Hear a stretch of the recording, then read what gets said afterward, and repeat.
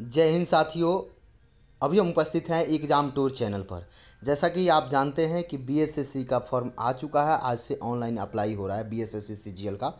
तो उसमें 24 बिंदु क्या अभी दिया गया है, इसे समझ लें और जान लें ताकि कोई भी गलती ना हो आपसे फॉर्म भरने समय। 24 पॉइंट दिया गया है, दो देख लीजिए आप। 24 पॉइंट दिया है, सभी पॉइंट के बारे में मैं आपको अच्छा तरीक़ा से बता दे रहा हूँ ताकि कोई समस्या ना हो आगे चल के। तो ध्यानपूर्वक देखेंगे। महत्वपूर्ण सूचना यानी कि महत्वपूर्ण निर्देश क्या है। ऑनलाइन आवेदन प्रक्रिया को पूरा करने के लिए आपको क्या करना चाहिए। एक आवेदक के रूप में आपको निम्नलिखित बातों की आवश्यकता होगी। तो देखिए, सबसे पहले दिया गया है विज्ञापन के अनुसार शैक्षणिक योग्यता। 2 नंबर में दिया गया अस्थायी निवास प्रमाण पत्र, यदि लागू है आपके पास है तो ठीक है, नहीं है तो कोई बात नहीं। देखिए क्या क्या दिया है। जाति प्रमाण पत्र यानी caste certificate, non creamy layer यानी कि क्रीमी लेयर रहित प्रमाण पत्र, ईडब्ल्यूएस यानी कि आर्थिक रूप से कमजोर वर्ग का प्रमाण पत्र यदि लागू है आपके पास है तो आप दे सकते हैं। 4 नंबर पॉइंट देखेंगे। 4 नंबर बिंदु में क्या कह रहा है दिव्यांग प्रमाण पत्र, यदि दिव्यांगता है तो आप दे सकते हैं। भूतपूर्व सैनिक का प्रमाण पत्र, बिहार सरकार के सरकारी सेवक का प्रमाण पत्र यदि आपके पास है, आप हैं तो। 4 नंबर में दे रहा है, सॉरी 4 हो गया। 5 नंबर में दे रहा है पंजीकरण एवं भविष्य में पत्राचार के लिए सही ईमेल आईडी, यानी आप भविष्य में कोई आपके पास पत्र चाहे इसके लिए सही ईमेल आईडी देंगे।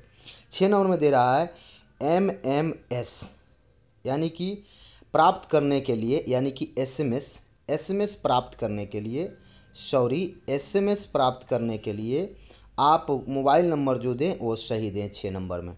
7 में क्या कह रहा है इंटरनेट कनेक्टिविटी, प्रिंटर और स्कैनर के साथ कंप्यूटर की सुविधा हो तो आप बढ़ें। चलिए 8 नंबर में क्या कह रहा है। 8 नंबर में कह रहा है हाल ही का पासपोर्ट आकार का रंगीन फोटो केवल जीपीजी प्रारूप में स्कैन और अपलोड करने के लिए स्कैन के लिए गए फोटोग्राफ का फाइल आकार 50 केबी से अधिक और 20 केबी से कम नहीं होना चाहिए। देखिए आपसे एक बात बता दे रहे हैं, संपूर्ण सुनिएगा चूँकि 24 बिंदु दिया गया है। आप एक वीडियो किसी का देखें लेकिन संपूर्ण देख लेने से बार बार आपको नहीं देखना पड़ेगा और आपसे गलती भी नहीं होगा। जो नमूना दिया गया है वो हम दिखाते हैं, आप देखें समझें ताकि बीएसएससी सीजीएल में सीजीएल 3 स्तरीय सचिवालय सहायक में आपसे कोई गलती ना हो। चलिए नमूना भी दिया गया है, हम दिखाएंगे। 9 नंबर में कह रहा है सफ़ेद कागज़ पर नीले काले पेन का उपयोग करते हुए अपना हस्ताक्षर केवल जीपीजी प्रारूप में स्कैन और अपलोड करने की स्कैन की गई तस्वीर का फाइल फ़ोटो 20 केबी से अधिक और 10 केबी से कम नहीं होना चाहिए। नमूना फ़ोटो में दिया गया है, नमूना भी हम आपसे दिखाएंगे। नेक्स्ट प्रश्न है, जैसा कि हम बोले थे कि आप लोगों को सब कुछ दिखाएंगे। विज्ञापन में उल्लेखित पात्रता मापदंडों को पूरा करने वाले इच्छुक उम्मीदवार ऑनलाइन आवेदन भर सकते हैं। 11 नंबर में कह रहा है आवेदन केवल ऑनलाइन मोड से स्वीकार किए जाएंगे, किसी अन्य मोड में प्रस्तुत आवेदन स्वीकार नहीं किए जाएंगे, केवल ऑनलाइन फॉर्म भराएगा।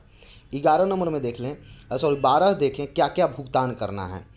ऑनलाइन भुगतान में net banking, credit card, debit card, UPI से कर सकते हैं। अब देखिए आगे क्या दिया गया है। फिर अब आपसे 12 ऑनलाइन आवेदन पत्र कैसे भरें इसके लिए आपको बताया गया है। तो आवेदन पत्र भरने से पहले उम्मीदवार को सलाह दी जाती है कि वे बीएसएससी की वेबसाइट पर जाएं, पर प्रकाशित विज्ञापन देखें। आवेदन करने के लिए आवेदन पत्र को लिंक पर क्लिक करिए, लिंक दिया गया है, इस पर आप क्लिक करेंगे।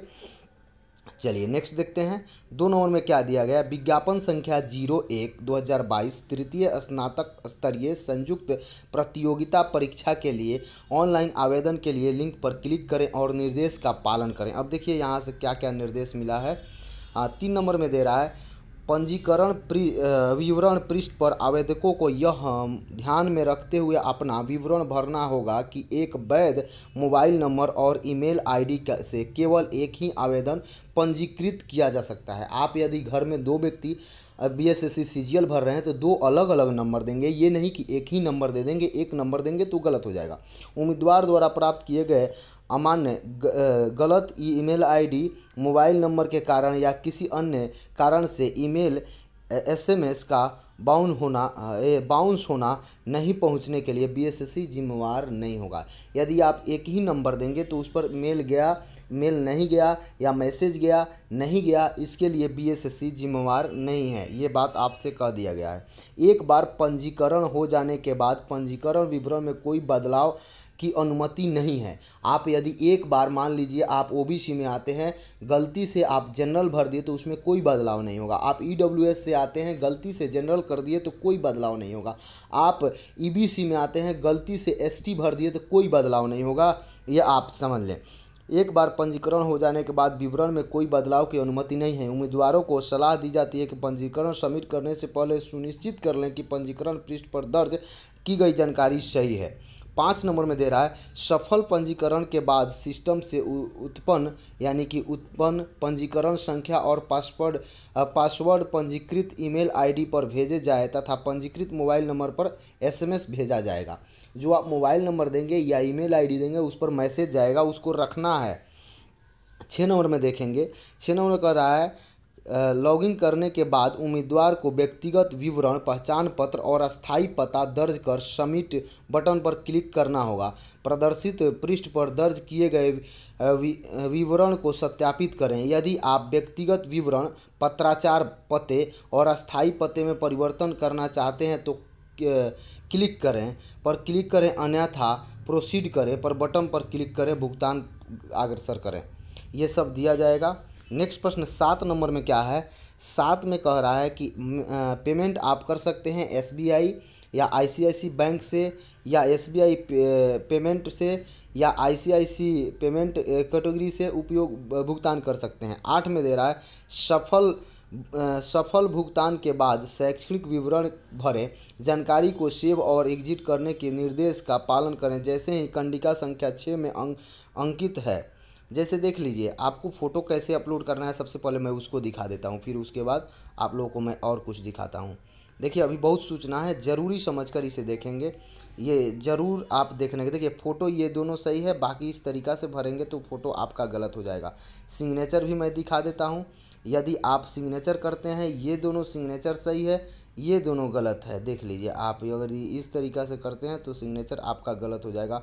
बॉक्स से इधर रेड से नहीं करना है, ब्लू नीला पेन से करना है। इन सब बातों को ध्यान में रखेंगे। अभी बहुत सारा सूचना है, इसलिए आप सुनने का प्रयास करेंगे। अभी तो ये चल रहा है। चलिए आगे देखते हैं। उम्मीदवार को फ़ोटो का आकार कम से कम 80% कवर होना चाहिए। नेक्स्ट प्रश्न कर रहा है, माथा, आँख, नाक और हड्डी स्पष्ट रूप से दिखाई देनी चाहिए। चेहरा के किसी मुख्य रूप से सिर के बाल किसी कपड़े नकाब से ढका नहीं होना चाहिए। फ़ोटो में दोनों कान दिखाई देना चाहिए। ये भी है आपका। फ़ोटो बिना किसी टोपी के होना चाहिए। चश्मा पहनने वाले उम्मीदवार के लिए चश्मा का चकाचौंध वाली तस्वीर स्वीकार नहीं की जाएगी। यदि चकाचौंध से बचा नहीं जा सकता है तो फ़ोटोशूट के दौरान चश्मा न पहने। देख लीजिए, गहरे और नीले रंग से ये दो दिया गया है वो सही है, बाकी सही नहीं। अभी और सूचना है। ग्रुप बी में देखिए, बी में क्या कह रहा है।